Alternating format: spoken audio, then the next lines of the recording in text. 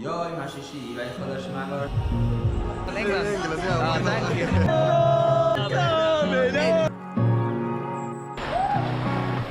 You meet away from the wrong way. Winter wonderland here. 4:30 Friday morning. It's -3 here. It's absolutely freezing. Heading somewhere a bit warmer for Shabbos. Sean, kugel can even, no? Real heimische matzav, cholent, kugel.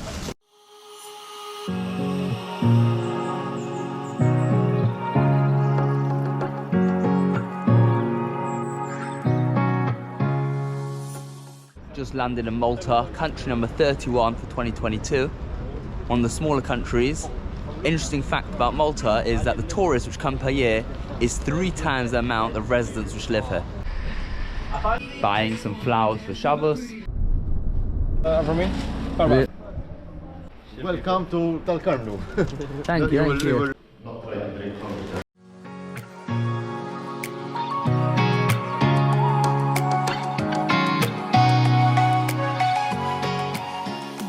Originally we ordered a travel hot plate, but it didn't arrive. So in order to have hot food on Shabbos day, we have got a crock pot. So we're gonna have some cholent. This cholent has been flown over from England.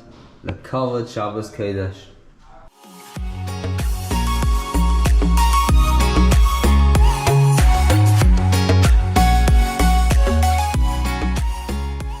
Strongly believe that wherever you are in the world for Shabbos, there's no compromising.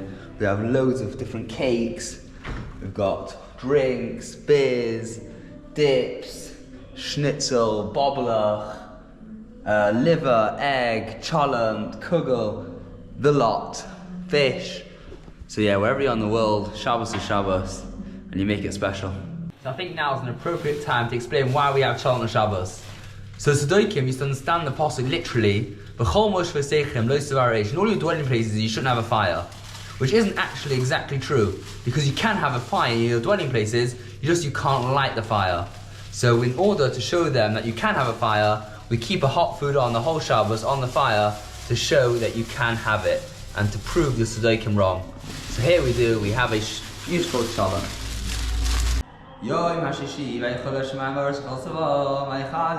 As the sun begins to set behind me, a few minutes to Shabbos, looking forward to a very peaceful, relaxing Shabbos here in Mitzvah. Good Shabbos. Good vach everyone. Baruch Hashem, we had an amazing Shabbos here in Malta. Amazing food, davenings, mirrors, singing. Massive football game tonight, England versus France. We're gonna go and watch it. Let's see what will happen. Wow. Safe in the car, right? Football's coming home. Svi Schwartz, quick prediction on the score. England versus France. What do you think it's going to be? 10-0 England. Love it, love it. Yeah. England versus France. Predictions on the score? 3-1 to England. Oh yeah, get in, get in. Yeah. The patriotic Englishmen are here. I think it's going to be 2-1 to England. Oh yes, get in. Who's going to win? I don't know. Come on, England in, say England, England. England, yeah. Oh, thank you. Lady something.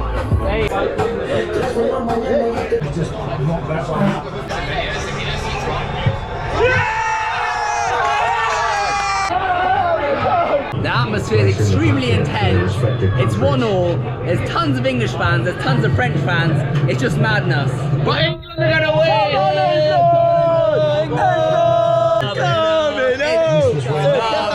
73 minutes into the game. Will it go to extra time? Will England win? This whole place is full of anticipation. Let's see. It's 2-1 to France. Potential penalty. 10 minutes to go. Wow, this place, the atmosphere, the sensitivity, if that's even a word. Terrible miss of the penalty. It's still 2-1. Less than 10 minutes. What was that? Is our hopes ending? Is there still something going on? 3 minutes into added time. It's still 2-1 to France. Will there be a turn in the story? England out of the World Cup, but Baruch Hashem, I'm a Yid. And I've got so much more to my life than football, so I'm more happy. Baruch Hashem. Post-match, unfortunately England loses. What's your thoughts on it? I think we played better than them, but We played very well, yes. it came to the penalty at the end and once we missed. Yeah, yeah. Listen, we can only have hopes for the future. Yeah. Euros. Euros. Good night. Good night.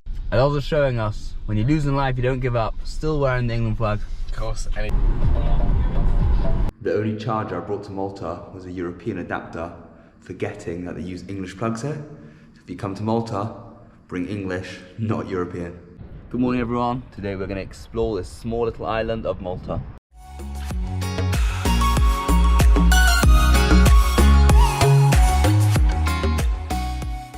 Here we are by Scorba Temple, one of the oldest archaeological sites in the world officially. Almost 5,000 years old. Don't know, I'm not sure where they got it from. These rocks over here look exactly the same as this building. I don't know. You know you buy a very boring tourist attraction when you can park right next to it.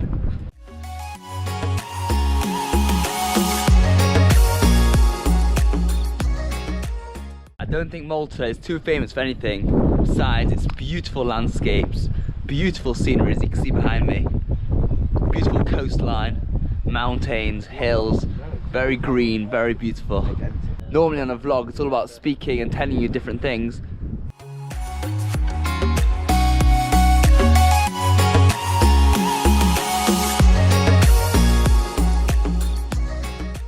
Anyone who watches my videos know that I collect snow globes, and I think I found the largest one yet.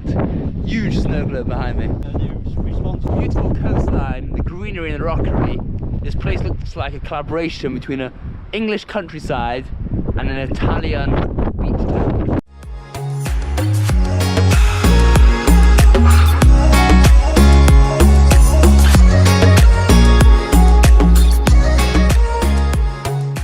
One thing Malta is famous for is a filming location. Many big movies have been filmed here in Malta, such as The Gladiator, The Murder on the Orient Express, and the next Mission Impossible will be filmed here, parts of it in Malta.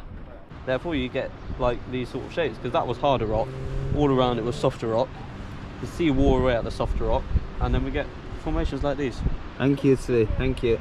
I just saw behind me the Blue Grotto.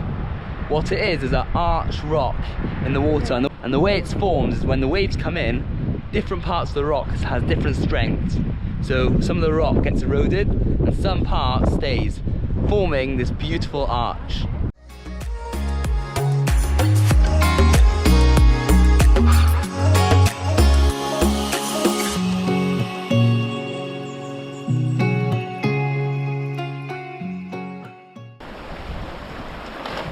Also, describe that feeling. So tell us. There are many amazing feelings, but well up there it has to be cliff jumping. Jumping off a cliff into freezing cold water. Absolutely amazing. First time I've done it, and wow, I'd love to do it again. We're leaving the villa now. Final destination we're gonna head in Malta is the old city, the Medina, and then we're heading back to the airport and potentially my last traveling for 2022. Right on that bridge over there, we spent a few hours on Shabbos watching planes take off and land. I never thought it's interesting to watch planes land and take off, but it's actually quite interesting. What's amazing is that we're only literally a few meters away from the runway. Great view, kept us very occupied on Shabbos. Final part of touring Malta. We're in the old city in the Medina.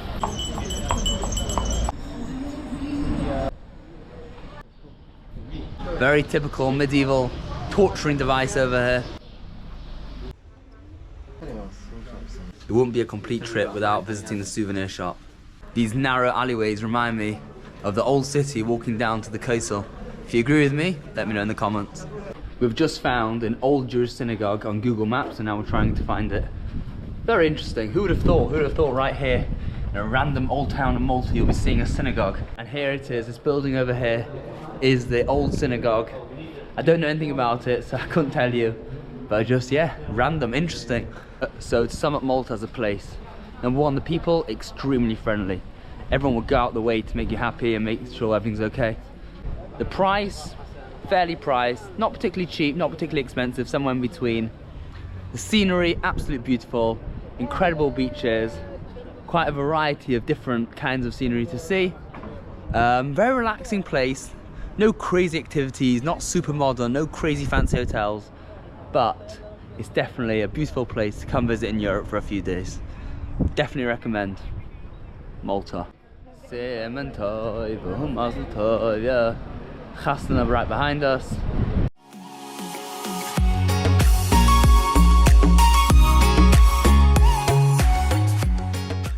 The final stop for this trip. We're in Valletta, the capital of Malta. Very festive situation going on over here. A Hanukkah market behind us. Ferris wheel. Very, very busy as well. A real typical winter wonderland here. The only thing it's missing is a bit of snow, a bit of colder weather, and it'll be perfect.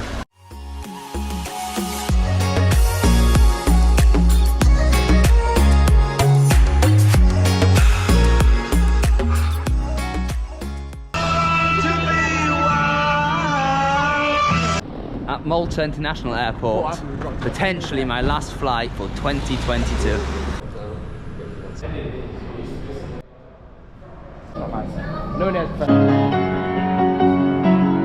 Malta Airport Lounge. Unfortunately our flight is delayed 2 hours, but fortunately we have a nice place to sit. Malta Airport, very, very impressed with it. Very clean, very efficient, very friendly service. Real Sunday night vibes here, having Shabbos leftovers as we wait with our 2-hour delay for our flight back to Manchester. Now that we're 2 hours delayed, I'm hoping there'll be another hour delay, and like this we all get compensation. Wow, amazing. 2-hour delay, got a few hours sleep. Pretty decent for a priority pass lounge. Almost got a flat bed here. Finally about to board the plane, 11 o'clock at night. I'm tired. Flight number 65. It's been an amazing year. Baruch Hashem, very lucky. I'm very privileged I can travel so much. Goodbye everyone. Just landed in Liverpool John Lennon Airport. Absolutely freezing here. 25 degrees colder than Malta. One of the funny questions I get in the UK border control when I show my Swiss passport, so what's the purpose of your stay in the UK? And I'm like, I've been living here for 24 years, and they look at me like, what, you don't have an English passport? And yeah, it gets a bit complicated, but it's always funny.